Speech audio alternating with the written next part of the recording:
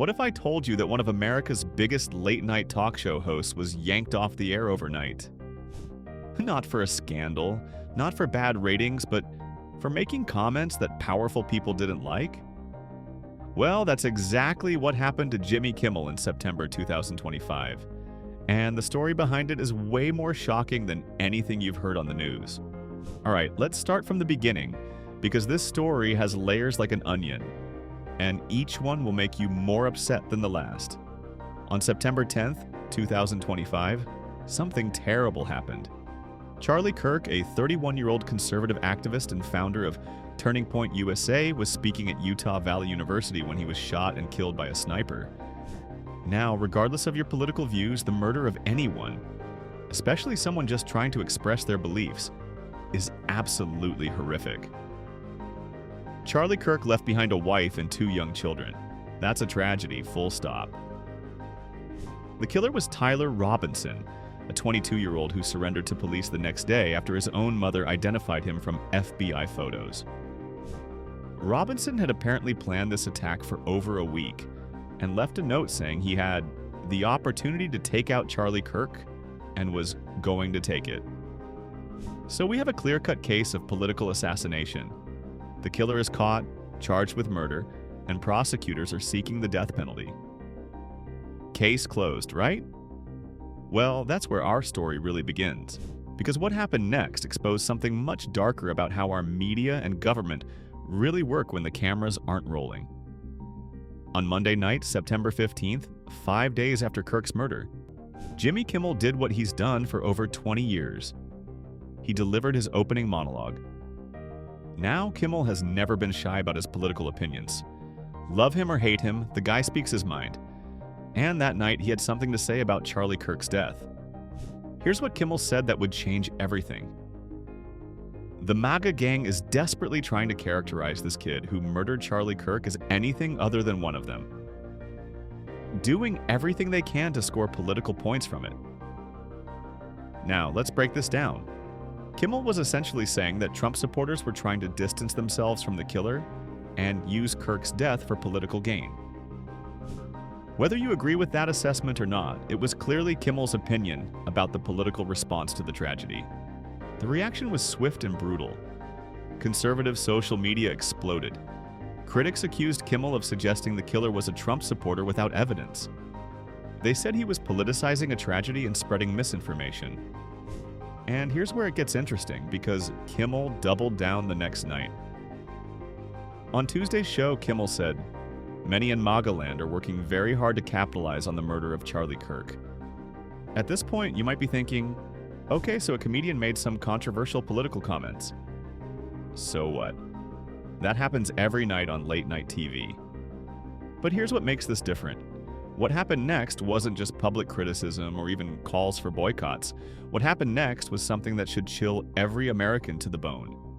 On Wednesday morning, September 17th, everything changed when a man named Brendan Carr decided to make some threats. Now, who is Brendan Carr? He's the chairman of the Federal Communications Commission, the FCC, which is the government agency that controls broadcast licenses for TV and radio stations. In other words, he has the power to literally shut down broadcasters if he wants to. And on Wednesday morning, Carr went on a conservative podcast called The Benny Johnson Show and said something that should terrify anyone who believes in free speech. He didn't just criticize Kimmel's comments. He threatened to use the power of the federal government against ABC and its affiliate stations. Here's what Carr said. Affiliates should push back on ABC and say, "Listen, we're not going to run Kimmel anymore until you straighten this out, because we're running the possibility of license revocation from the FCC if we continue to run content that ends up being a pattern of news distortion." Let me repeat that.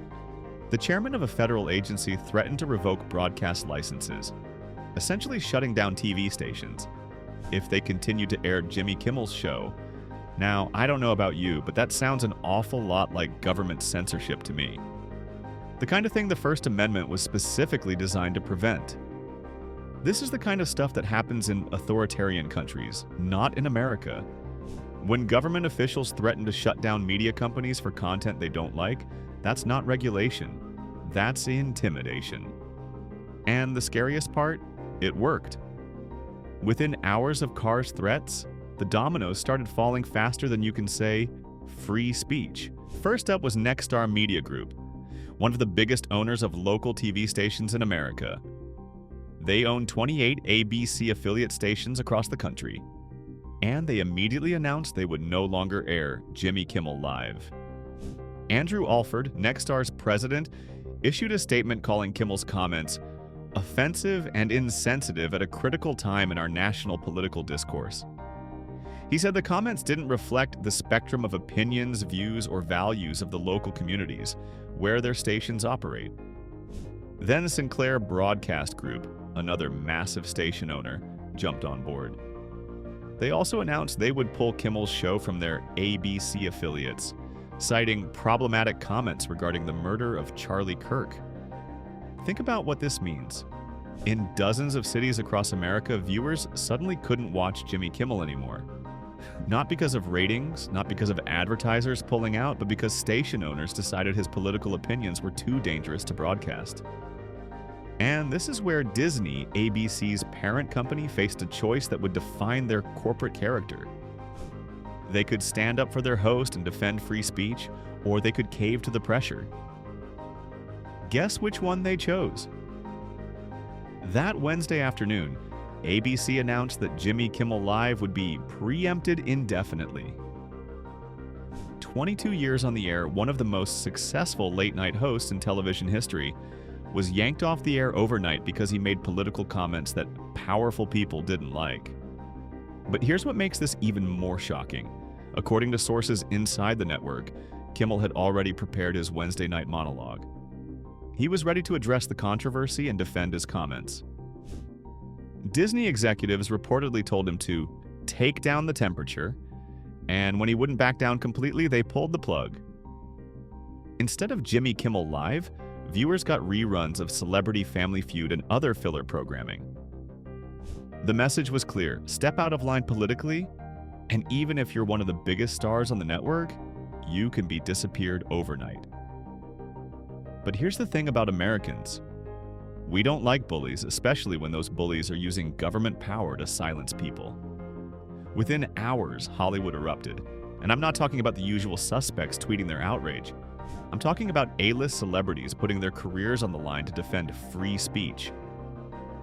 Robert De Niro, Ben Affleck, Jennifer Aniston, Selena Gomez, Lin-Manuel Miranda, Tom Hanks, Meryl Streep, and over 400 other entertainers signed an open letter from the American Civil Liberties Union. The letter called Kimmel's suspension a dark moment for freedom of speech in our nation, and urged Americans to fight to defend and preserve our constitutionally protected rights. Protesters gathered outside Disney Studios in Burbank. The Writers Guild organized demonstrations. People started calling for boycotts of Disney products, ABC shows, and even Disney Plus subscriptions. Stephen Colbert, who competes with Kimmel for late-night ratings, put aside any rivalry and defended his colleague. Other hosts like Jon Stewart, Seth Meyers, Bill Maher, and John Oliver all spoke out. Even former President Barack Obama weighed in, writing that the current administration had reached a new and dangerous level by routinely threatening regulatory action against media companies unless they muzzle or fire reporters and commentators it doesn't like. Editorial boards across the country, from liberal to conservative newspapers, condemned the suspension as an assault on press freedom. While all this was happening publicly, sources inside Disney and ABC were leaking details about what was really going on behind closed doors, and let me tell you, it's even worse than you think. According to multiple people with knowledge of the situation, Disney executives and Kimmel's staff started receiving death threats almost immediately after Carr's comments on Wednesday. Their personal information, emails, phone numbers, was being posted online by angry viewers. Disney had to increase security at their studios and for key executives. The company was genuinely worried about the safety of their employees, but it wasn't just about safety, it was about money. With major station groups refusing to air the show, Disney was looking at millions in lost advertising revenue, When you can't broadcast in dozens of major markets, advertisers start getting nervous. Sources say Kimmel was devastated but defiant. He reportedly told Disney executives that he wouldn't apologize for his comments and wouldn't promise to tone down his political commentary in the future. For Disney, this created an impossible situation. They had a host they valued, but keeping him on the air was putting their employees at risk and costing them millions of dollars. Plus, they had a federal agency chairman essentially threatening to shut down their affiliate partners. So they made the business decision, suspend Kimmel indefinitely and hope the controversy would blow over. But they underestimated how big this story would become. Now let's step back and talk about why this story is about so much more than Jimmy Kimmel, or even late-night television. What we witnessed was a perfect case study in how free speech dies in America. And once that precedent is set, it gets easier each time. Other hosts, other networks, other media companies see what happened to Kimmel and think, maybe I should be more careful about what I say. Legal scholars call this a chilling effect, when the fear of punishment causes people to stop exercising their rights even when no law has been broken. This story also exposed something most Americans don't understand about how television works. Even though shows are produced nationally, if local station owners refuse to air them, millions of viewers lose access. And here's the scary part. Television station ownership is incredibly concentrated. Just a few companies like Nexstar and Sinclair own hundreds of stations across the country. When they make a decision like this, it affects millions of Americans. Think about the implications. If government officials can pressure these station owners to drop shows they don't like, what's to stop them from doing it again? And again? And again? We could wake up one day in a country where the only television content allowed is what the government approves of. But here's where the story takes a turn, because sometimes the good guys actually win. The backlash against Kimmel's suspension was so intense, so immediate, and so widespread that Disney realized they had made a massive miscalculation. Protesters weren't just gathering outside their studios. They were organizing boycotts that were actually hurting the company's bottom line. Disney Plus cancellations were spiking. ABC's ratings were tanking as viewers tuned out in protest. Members of Congress from both parties started calling for investigations into the FCC's threats. Legal experts were preparing First Amendment lawsuits. Disney's stock price started falling as investors worried about the long-term damage to the company's brand. Inside Disney, employees were reportedly furious about the suspension. Some high-profile producers and writers were threatening to quit or demanding releases from their contracts. After 5 days of this mounting pressure, Disney blinked. On Monday, September 22nd, the company announced that, after thoughtful conversations with Jimmy, they had decided to bring the show back. The next night, Tuesday, September 23rd, Jimmy Kimmel Live was back on the air. Kimmel's return was triumphant. He didn't apologize for his comments, didn't back down from his political positions, and made it clear that he wouldn't be silenced by government intimidation.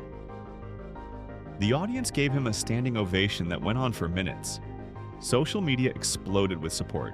It was a genuine victory for free speech. But the story doesn't end there. Even though Kimmel is back on the air, this fight is far from over.